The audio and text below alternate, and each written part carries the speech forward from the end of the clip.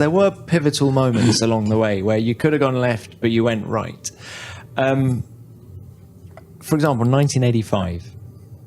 Did you have an opportunity to race the Williams Honda that year? Yeah. In '84, when I signed for Renault, it was my big break, if you like. I signed for the Works team, started earning big numbers instead of small numbers, so it makes you feel a proper Grand Prix driver. And then Brands Hatch '84, LaRousse came to me and was putting massive pressure on me to re-sign. I was talking to Williams about signing for '85. I was looking at Rosberg and wasn't sure that it was right. Spoke to the famous three, Henry, Hamilton and Roebuck. For our listeners, that's Alan Henry, Maurice Hamilton and Nigel Roebuck, three of the top British journalists in the paddock at the time. They were my sort of confidants. And I look back now and I made the right decision with the information we had in front of us. Was it wrong? Yes. Nigel signed in '85 and went on and won races for Williams. So you could say it was the wrong decision. I don't regret 1 second of it, Tom. I really don't. I made the decisions at the time for the right reasons.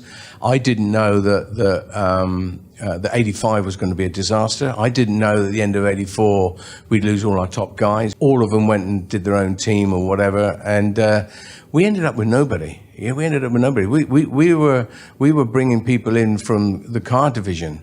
And of course, '85 was a disaster. The car was not very good. Engine was fantastic, of course, because Renault always had a good engine. And then my credibility in Formula One slowed down a little bit. But then at the end of '85, of course, I signed for Lotus to be teammates with Ayrton. So you did actually sign that contract? I signed my part of the contract. We had agreed everything.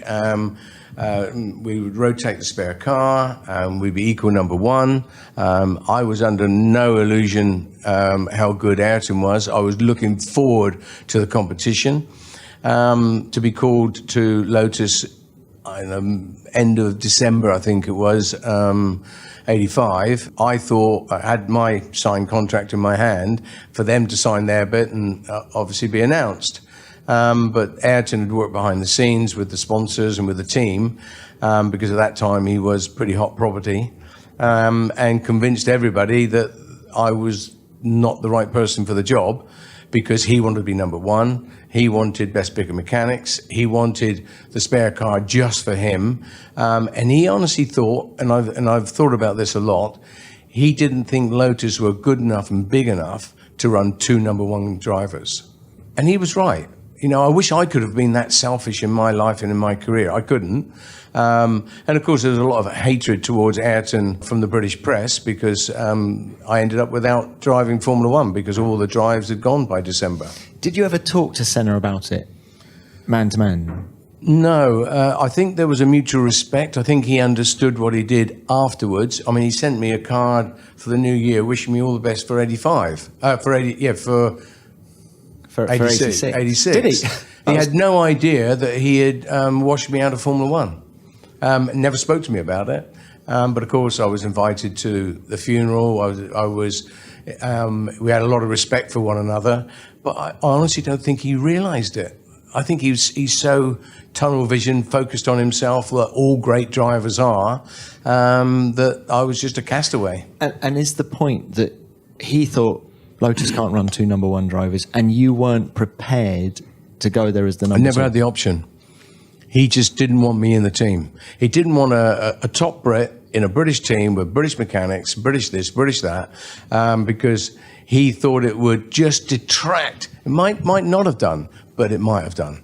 I think he made a clever move, because he brought in Dumfries, who was number two, never had use of the spare car unless he didn't want it.